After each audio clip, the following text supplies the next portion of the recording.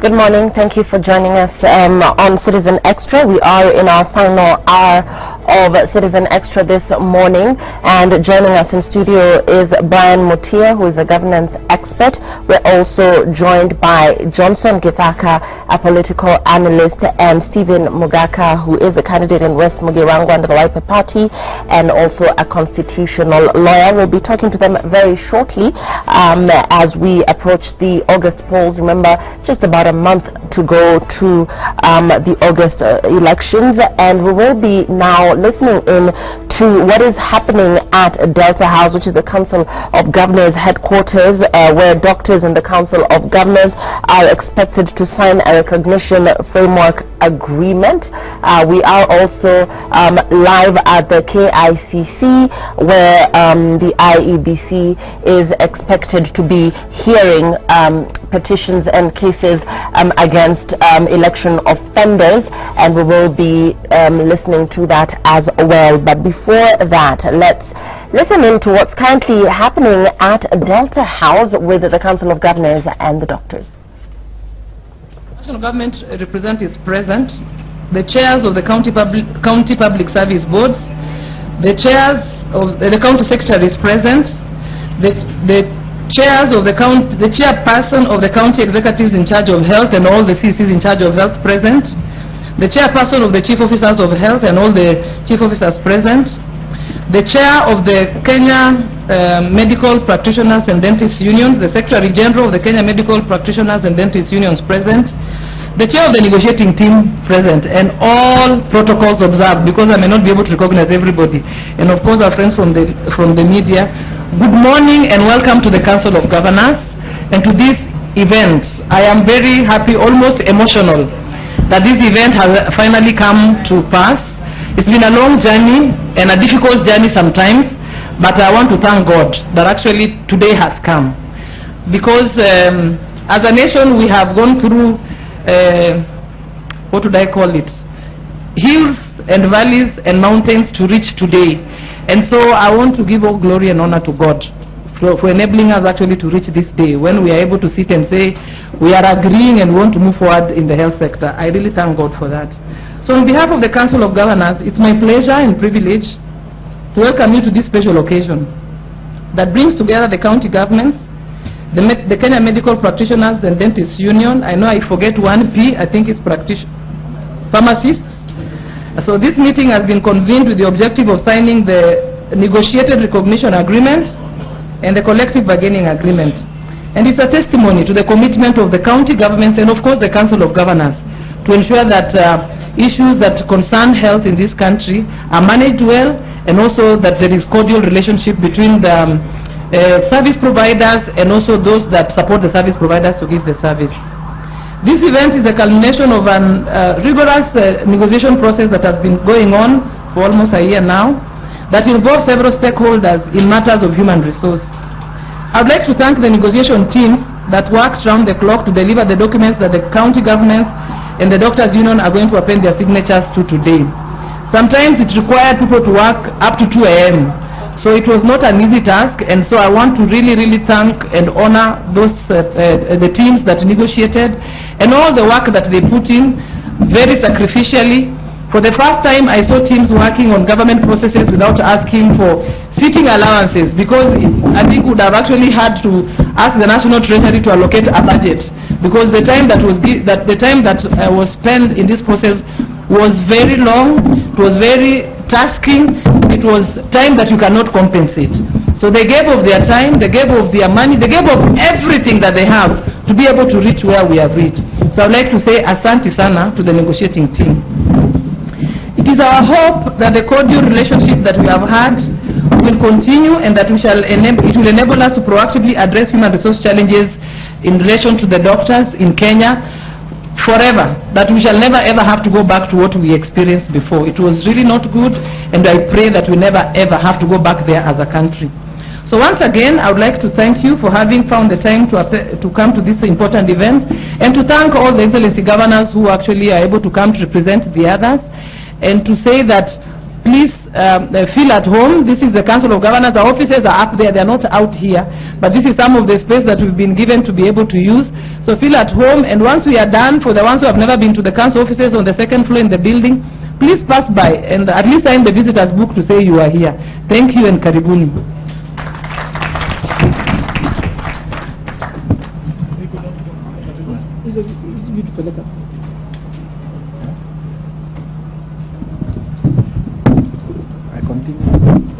Okay, thank you, Mrs. Mogeni. I now wish to welcome the National Chairperson of KMPDU, Dr. Samuel Oroko, to make a few remarks. Karibu Daktari.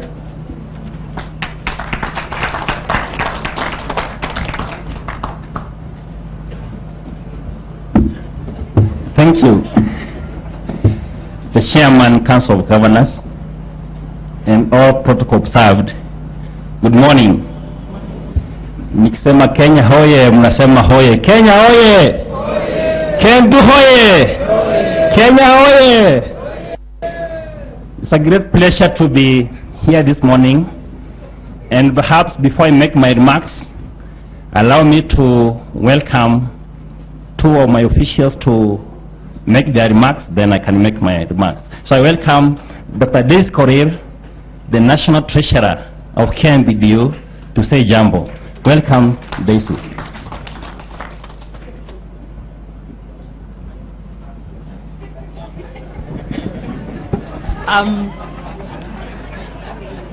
The Chairman,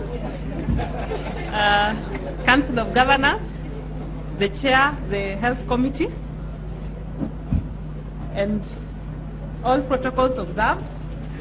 Good morning, everyone. Good morning, everyone. I know the weather is chilly, but we cannot be able to hide the happiness. You're not serious. No,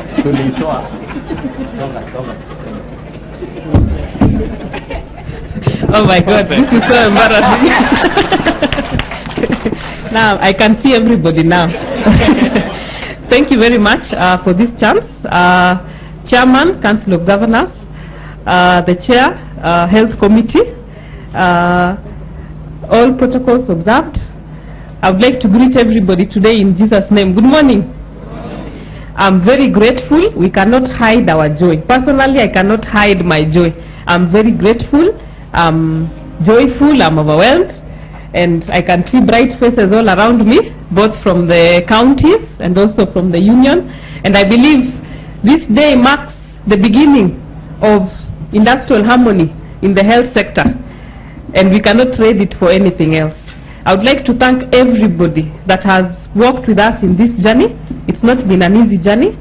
We've had difficult moments of negotiations, difficult moments of disagreements, and other moments that we actually sat down and prayed together as a negotiating team, asking God to help us so that we may find wisdom in everything that we were discussing. And we are glad that today we are in agreement in everything that we discussed. I would especially like to thank the chairman of the negotiations, who has worked with us all through from the time we were on strike. They came in, offered a helping hand, and even after the strike was called off, they did not abandon us. They worked with us. Mr. Hohaga, we are very grateful.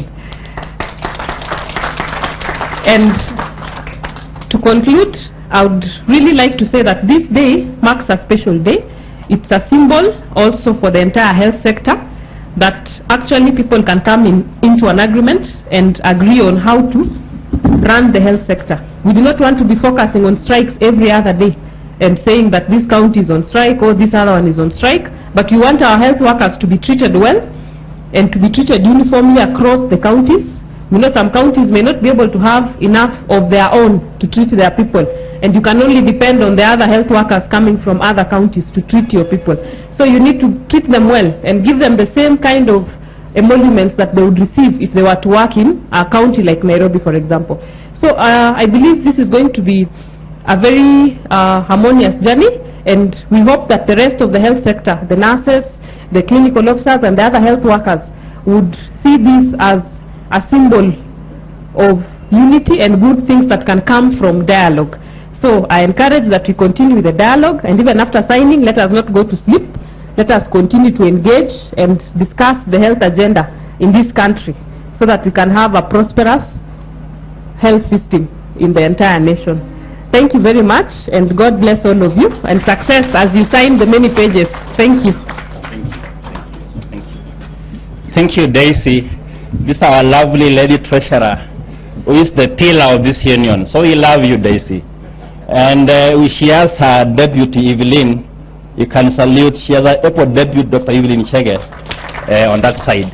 So allow me also to welcome our Secretary General, Dr. Omo Luga, to make his remarks.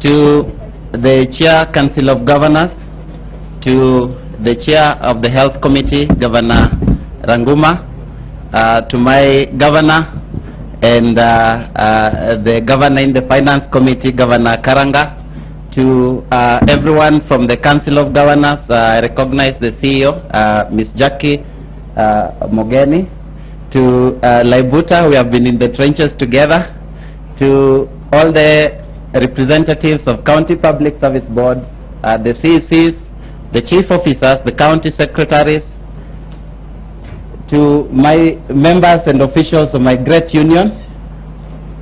Good morning, everyone. Indeed, there can't be so much to be said this morning, because I think the mood speaks for itself. The mood of this occasion speaks for itself. The journey that we have traveled together with the county governments and with the Ministry of Health in the health sector has also been seen by everyone. Today, I can only say that we have begun a new journey. We have begun a new journey of collaborations, of new commitments, of new partnerships to strengthen the health sector and to reform the health sector in a way that it responds to everyone that is a stakeholder in it.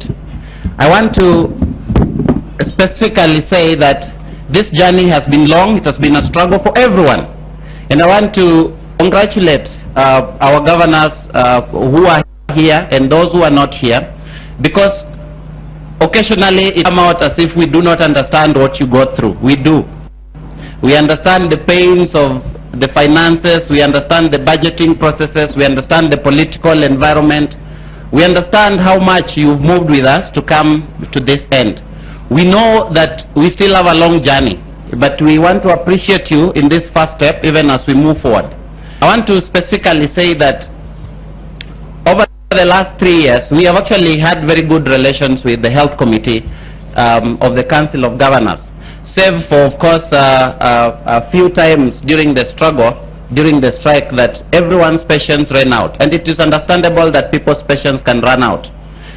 I want to especially say that to the Chairman Council of Governors, Governor Nanok, we have seen the work you've done in the health sector in Turkana. As a matter of fact, I think Turkana has always been used as a symbol of what healthcare transformation can be. And for us as the union, we note even the number of doctors that you employed improved. You know, so there are a number of good things happening across the counties in health sector, and we note them, and we know. But equally, we as the doctors, and myself as the representative and the spokesperson of this union, we are still tasked with the mandate to ensure that healthcare is not just where it is, that it is improving, and that we are responding to the needs of every single citizen. Today, I think we all can say that we did well. We all can say that we did well. And I want to say to the negotiating committee from the Council of Governors, led by Chair Tanui, that, you know, so many nights when we were meeting here, up to late nights, you know, and the Chair Council of Governors, I mean the CEO Council of Governors has said for the first time no one was asking for allowances or per diems. There are very few people who can commit themselves up to 2 a.m., up to 3 a.m. and still be there the following day in the morning and meet on Saturdays, you know, and respond to emails within minutes or within hours. We want to say thank you. We noted your commitment To our teams that were negotiating, we want to say thank you because you did it out of goodwill. Let me say that we all sitting here and the Kenyans who are watching and the doctors outside there, there's one thing that is in common. We all want a better health sector, and a better health sector is one that comes to us. So as I represent the doctors, the ultimate objective is that when my mother goes to her hospital, her pain and suffering is alleviated. That is what every single Kenyan wants. And health is one of those issues where there are no divisions at all. Health is one of those issues where there are the political sides, because we all want our suffering loved ones the best care. We commit as a union to partner with the Council of Governors, to partner with the Ministry of Health, to partner with all the stakeholders in the health sector to improve our health sector. To our mediators, those who are here and those who are not here, and particularly to Mr. John Ohaga from the LSK, we want to thank you very much. We want to thank you for chairing those committees. We want to thank you for committing your time to be here with us, even until now that we are signing. Let me say that this journey that began is coming to an end today, but there's another journey that is beginning, and that is the journey of implementation, the journey of collaboration, the journey of commitments and the partnerships that I talked about. And I want to state here that it is very important also that even as we sign, we know that Treasury should commit funds to implement some of these things. And we also want to say that the financial tensions between the national governments and the county governments need to end. Sometimes even funds that have been committed do not reach counties in time, and therefore you get salaries are delaying. So as the unions call for strikes because salaries have not been paid, the money that they are supposed to be given to pay for this salary sometimes have not been given. And therefore, in these partnerships, we are calling upon everyone, because we all want to respond to that patient. Responding to that patient starts by releasing funds in time, starts by Parliament allocating enough funds for health sector, starts by everyone in the chain, not just doctors responding to their oath, everyone in the chain of health sector, people supplying the correct goods. So today is a good day for us. I will want to end there. I want to thank you very much. I want to thank you very much, and I want to thank Kenyans for their patience. We know that sometimes our struggle has caused suffering for them. We are sincerely sorry. We are sincerely sorry. But we also know that sometimes struggle brings better things. And we want you to keep that patience, to keep that support as we keep with our journey. Thank you. May God bless you, and have a great day.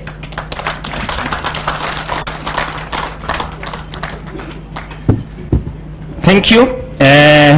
We have officials of the union.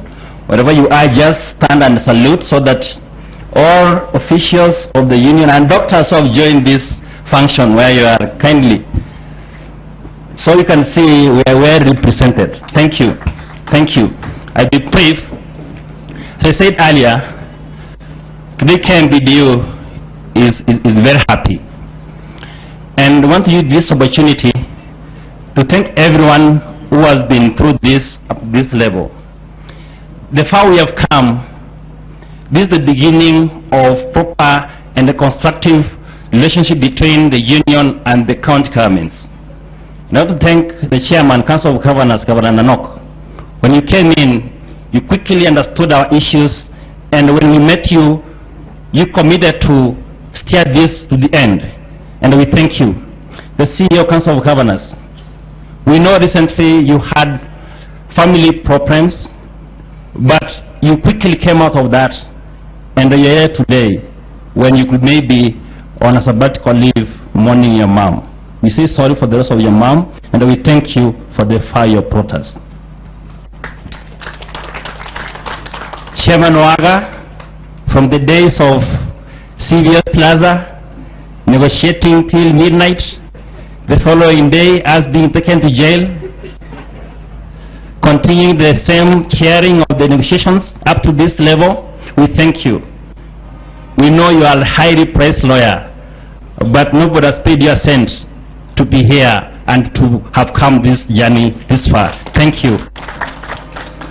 To my officials of KMPDU, members of KMPDU, you are the best. Bravo. From the social campaign of informing Kenyans of the struggles, of the things we need, we thank you. And more particularly, our leader of logistics, Dr. Thuranira. Thank you. We appreciate your good work. To the county governments, we know we have had differences here and there. We understand sometimes we have differing opinion, but we agree in principle. In principle that we need to provide proper and quality health care to all Kenyans. In principle that we need to do partnerships and collaborations. Doctors have a lot of expertise in many fields, epidemiology, statistics, and these are expertise you can tap into. Health informatics. So we are telling you we can partner in improving the healthcare of Kenyans. Instead of the counties hiring very expensive consultancy firms, you can make use of the doctors you have at the county level to offer you free services in many areas which you need to improve in healthcare in this country. And the KMPD is willing and ready to always partner and dialogue. Because as I always say, the problem with Kenyans comes because we do not talk with each other. We sit in our offices and imagine what the other party will be thinking, and you write letters and send letters. We could solve a lot of problems if we embrace dialogue and talk with each other. And I must say, it has not been easy, but I must say we have all worked to achieve. We have all done our part to come to where we are today.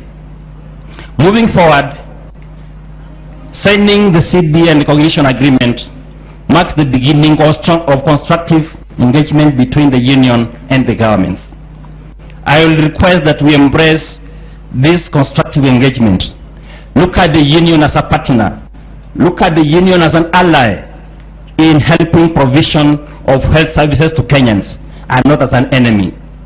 Sometimes when we criticize, it is because we care, not because we don't love you, because we care. When we raise our concerns, it's because we are concerned on how the Kenyans can receive the health care.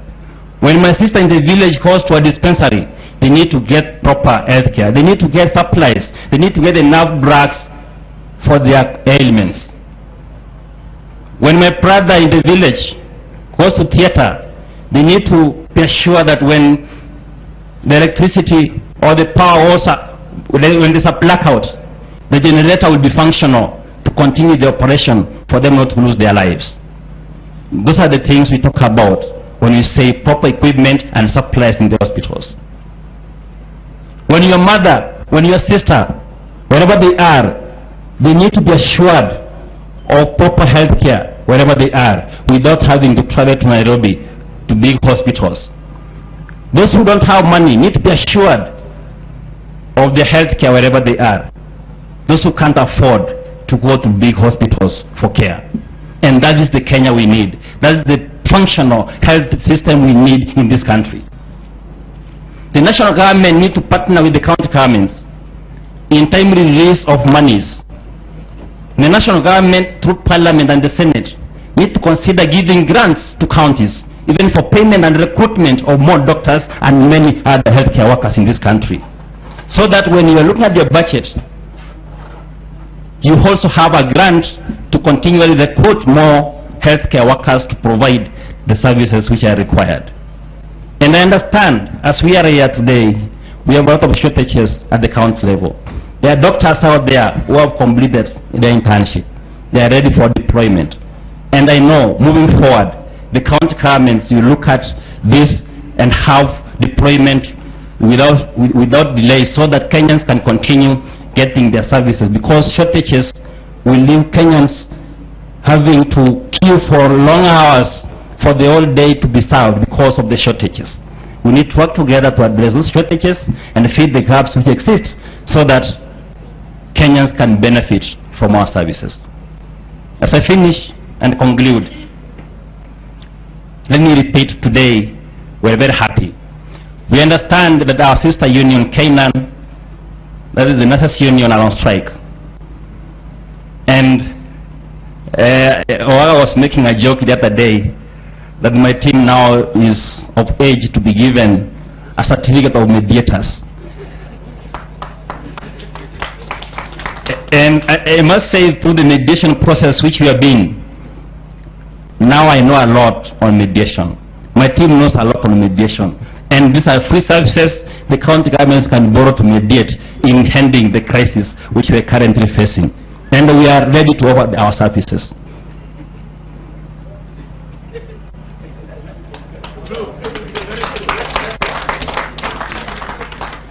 But I want to say one thing. Kenyans, even as we head to the general elections, we need to speak with each other. We need to talk about the ideas. We need to talk about the vision where the country needs to be. And I want to urge our leaders, both in the political divide, both sides of the political divide, stop attacking each other. Tell us what you're going to do for the country. Stop abusing each other.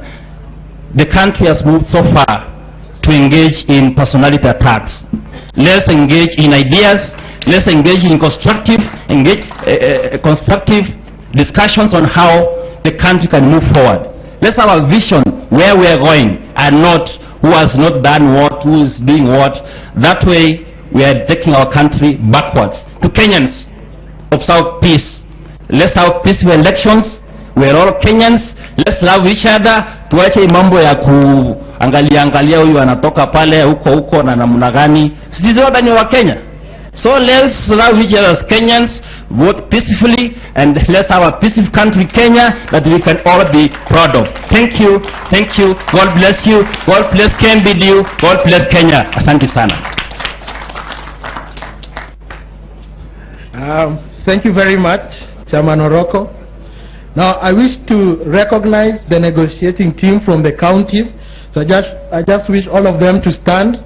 The representatives of the county secretaries, county public service boards, CCs and chief officers of health.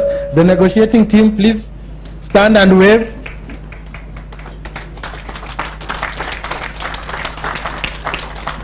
Those are the ladies and gentlemen who steer this process to the end.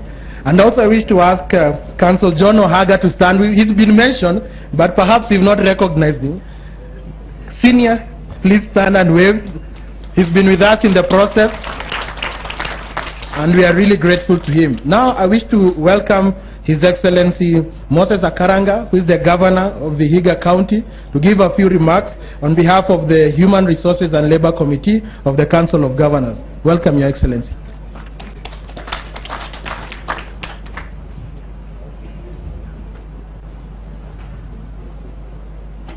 Of course, the Chairman, Council of Governors, Chairman, KMPDU, that's and all doctors and all protocol observed. Good morning. And there you have it. We almost see an end in sight there as the doctors and Council of Governors finally coming together there to sign a recognition framework agreement. That's at the Council of Governors headquarters at Data House here in Nairobi. We'll be getting details on how that meeting went. We do know that health is a devolved function, and for a long time President Uhuru Kenyatta and his deputy have largely given the industrial action, particularly this one with the medics, a hands-off approach, leaving the situation to be handled by the county government.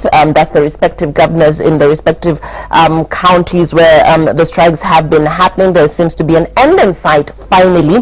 But let's talk about the fact that the election is just about a month away, and how this is likely to impact the re-election of the ruling government, seeing that in particular we do know that the nurses are still on strike. The nurses and doctors literally attached at the hip, and therefore when we see an end in sight for the doctors, where then does this leave the nurses, and indeed how does this affect? Because we do know that health is a devolved function, yes, but of course it also does require attention from the national government, which at this point is not forthcoming, as both sides of the political divide are hot on the campaign trail. I'll start with you, Johnson Githaka. What do you make of all of this?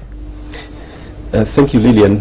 I think it's a good sign that as long as the doctors and the Council of Governors have signed the recognition agreement, because you know the doctors are working in our county hospitals, and there has been a pulling and towing between the two parties.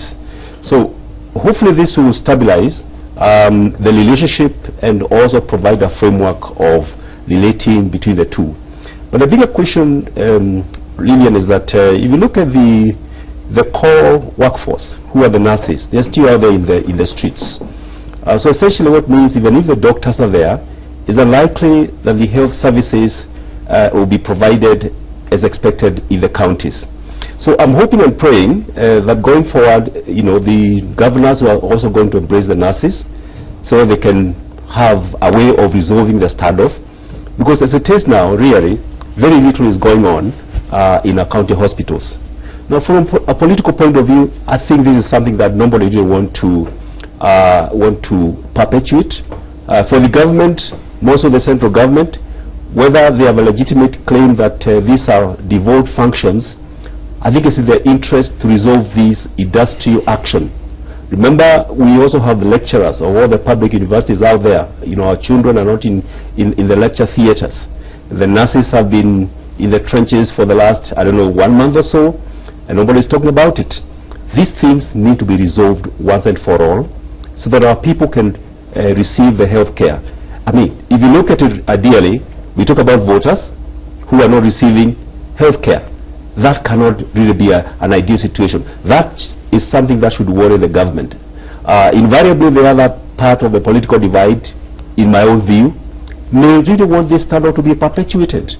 So you see, the timing is very unfortunate for the average Kenyan out there. Yeah. You know, the other side of the political divide, Githaka, you say, may want this situation to be perpetuated, but you know, they also do have governors there are also governors that are in the opposition, and therefore essentially this is a matter that deserves the attention of both the opposition and the government. Stephen Mogaka, your thoughts?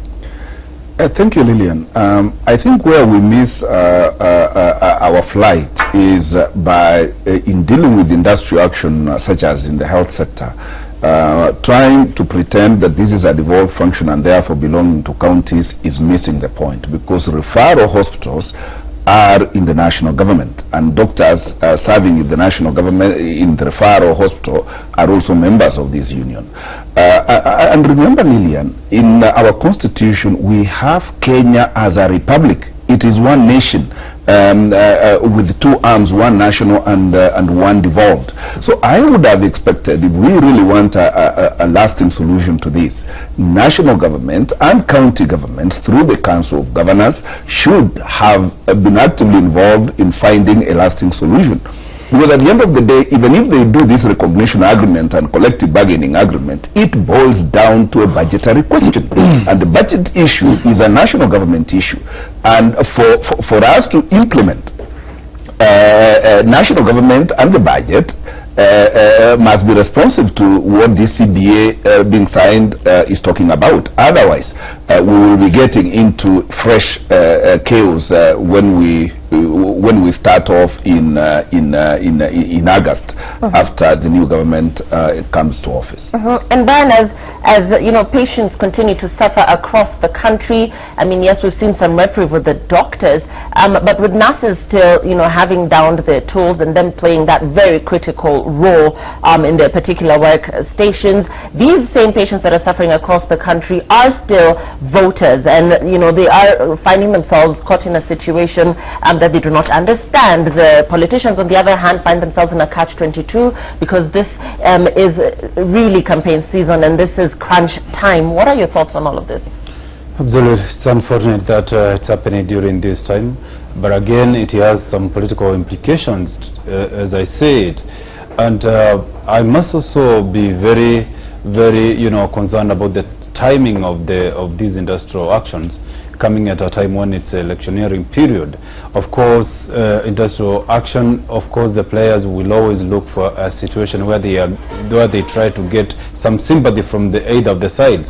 And while the government of the day, as the owners of implementing or actually implementing the outcry of what industrial actions are calling for, the opposition normally takes an advantage of the situation and tries to, side with the striking team in order to depict the government as incapable of handling such a situation or irresponsible for that matter. But again, I must say that at the end of the day, it's Wanjiku and Otieno who are suffering, and therefore this becomes a crunch time for the government of the day to defend its record and ensure that it's trying to show a situation where it's responsible and not just being perceived to be responsible, but it's trying to solve the issue amicably.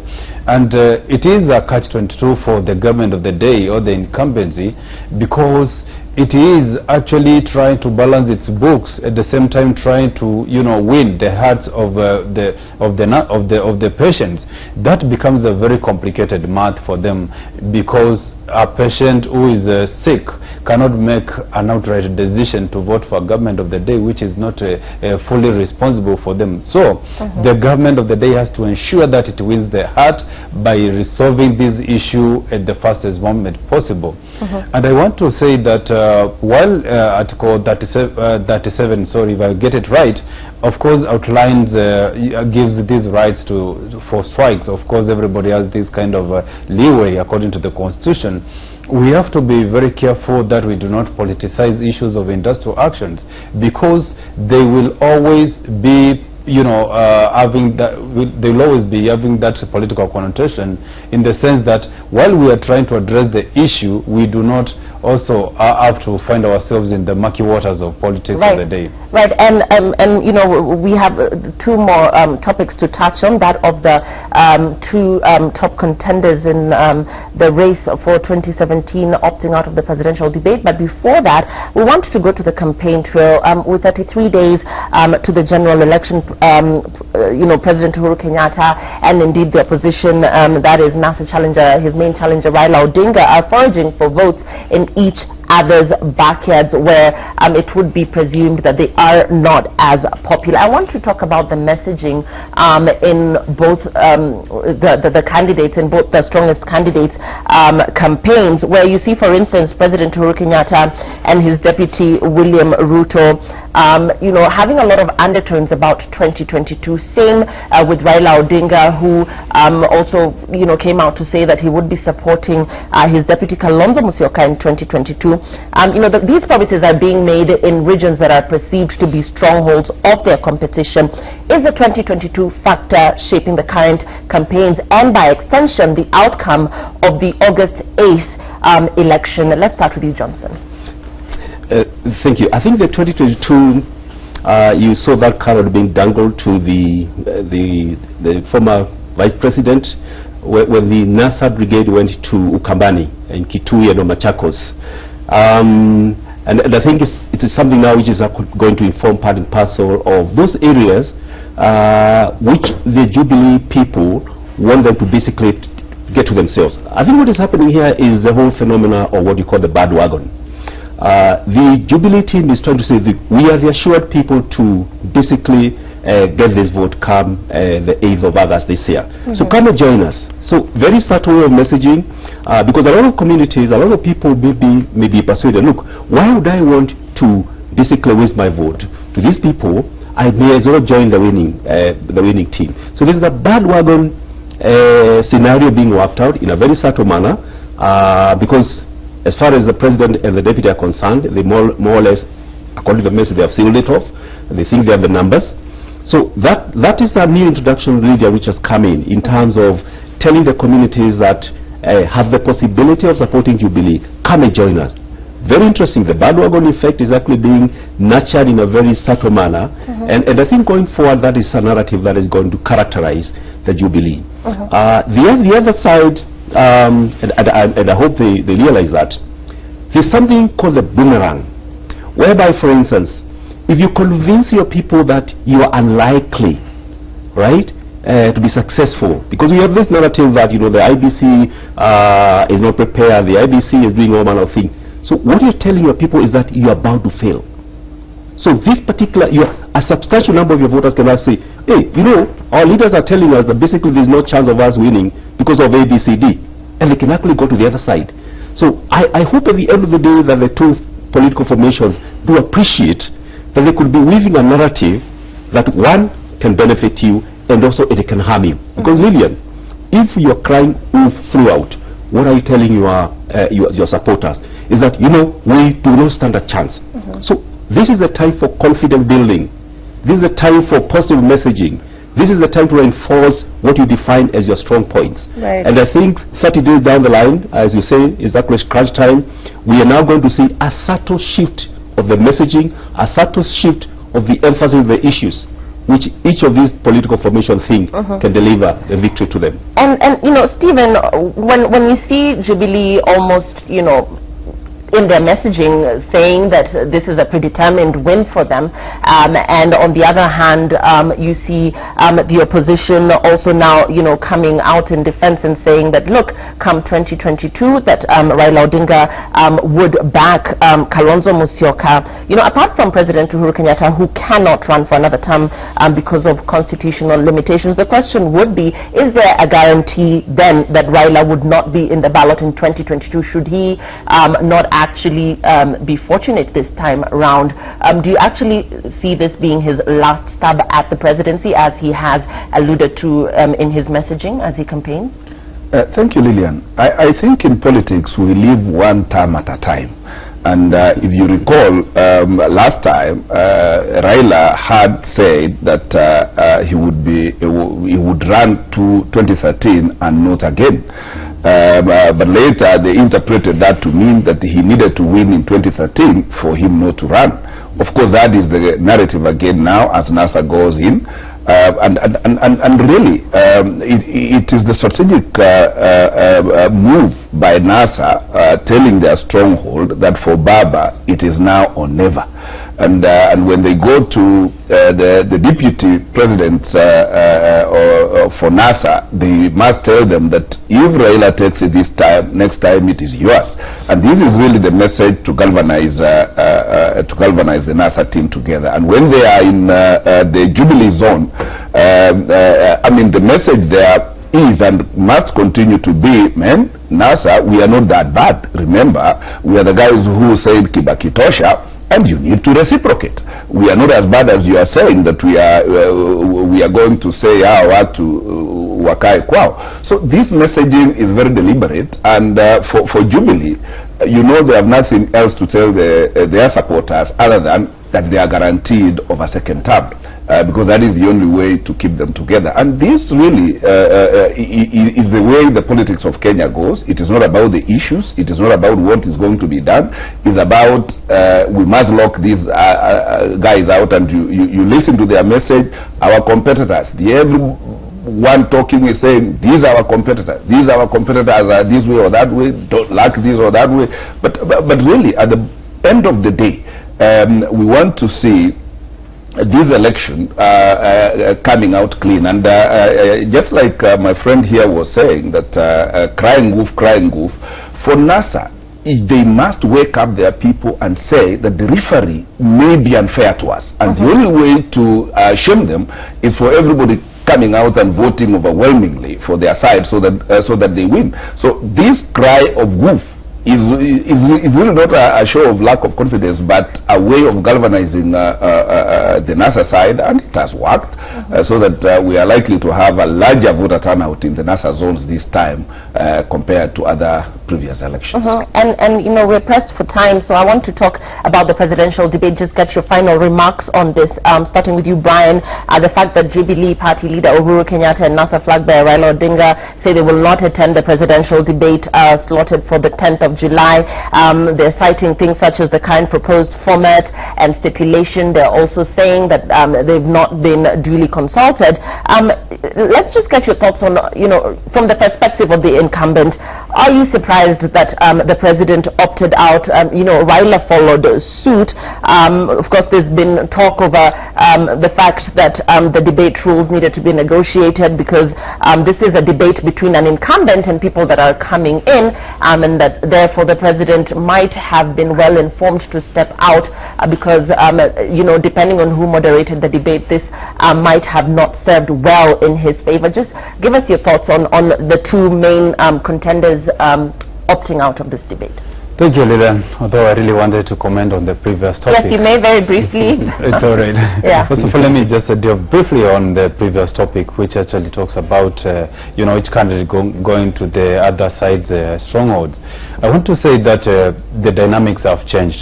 The two sides have realized that they are dealing with a voter who has become a little bit more lethal, a more educated, a more aware voter, and therefore they know that they have to make sure that they first of all consolidate the backyards, then go for each other's jugular by ensuring that they destabilize things here and there, and ensure that at least they pick something, not necessarily to win the other side's stronghold, but at least to pick something to enrich their solid bases. Back to the issue of the presidential debate, Lilian, I must say that first of all, it's unfortunate that this has actually turned the way it has, owing to the fact that Kenyans did have a lot of expectations on the outcome of that presidential debate. But again, I must say that, of course, borrowing heavily from most of the modern democracies, where we have actually been seeing the race being constricted to only two of the key protagonists. Here in Kenya, of course, the organizers coming up with a big pool of debaters. Of course, first of all, is a strenuous debate, owing to the fact that each has to contribute effectively according to the checklist that has been given out. And therefore, for the president to board out, I think for me it's justifiable in the sense that him as the incumbent, of course, he would want to see a situation where the debate gives him a little bit of enough time at least for him to articulate issues that will be peddled against him. Of course, the opposition leader Raila will be there, of course, to be throwing the missiles, while the incumbent will be there to defend. And therefore it would have been good, if you ask me, that if they were given a one-on-one with the Raila, perhaps that would have actually been a good debate. Because when you look back at the US, of course, we always treated to the Democrats against the Republicans, and we normally have ample time to interrogate issues, and the two have enough time, of course, to bring issues that they feel are so dear in terms of convincing their potential voters. And Kenya is not exceptional. We ought to have gone that way. Although I'm not trying to demean, of course, the other presidential aspirants, because we need to treat them also democratically the same, but also, why do we need to dilute the very essence of our presidential debate? To me, I think partially I do agree with him, although I think he still have a lot of time to consult and maybe to rescind on his decision. And Johnson, in light of this development and borrowing from what Brian has said, the question has been whether the participation of the other candidates would really add value to this discussion. You as analysts have repeatedly called this a two-horse race, and therefore, this would have been a very good platform for the two main contenders, to be interrogated on issues that the electorate needs to be confident about before they cast their ballot come August. I think the greatest losers, arising from the cancellation of this debate, are the other free presidential candidates. Because I think they would have used this opportunity to market themselves. Because remember, we have not even had them. A few of them have been to a few places, but we have not had them. So I think for them, really, this is a big loss, because they would have really wanted to come on the people's screen and articulate their agenda. But unfortunately, they will not add any value to this particular discourse. And I think right from the very beginning, I was very skeptical whether this debate is going to take place for two good reasons. One, if you look at the contending candidates, the former Prime Minister and the sitting President, these are two different people. Honorable Raila is very good with the crowds, out there dancing, weaving riddles and so on and so forth. The President is very good when it comes to actually controlled audience. He's articulate, he's appealing, he's logical. When you look at them, really what would have happened if Honorable Raila and Uhuru Kenyatta would have basically been brought together, I think it would have really magnified the two different personas. Whereas the president is very good with facts and its articulation and logic and formatting in a controlled environment, the prime minister is not. And I think it was godsend for the prime minister, for the Raila, to actually Uhuru said no, because then he actually anchored his refusal on that. But at the end of the day, I think the two political campaigns are very alive to the fact that any evaluation of the outcome of the debate which gives Uhuru an upper hand would have undermined the standing of Raila. And I think for the two political campaigns, they are very happy where they are. Right. You know, and Stephen, as we close this hour, you know, the outcome of these debates and whether the electorate would actually be swayed by such a debate. I doubt whether the electorate would be swayed because the one-on-one with the electorate is really what makes a difference. And our voters have become extremely sophisticated that you really need to engage them one-on-one. And I also agree that the biggest loser in this calling off of the debate is the president himself, because in terms of demeanor, in terms of articulacy, I think he stands above all the other candidates, and being the first one to call it off, I think he gave it out to his competitors, especially the NASA candidate, who is best in theater and drama, and really it is theater and drama in this electioneering that sways the candidates this way or that way. I thank you. I thank you so much, gentlemen, for your thoughts. Unfortunately, that's all the time we had. Always very good to hear what you make of the political happenings in the country.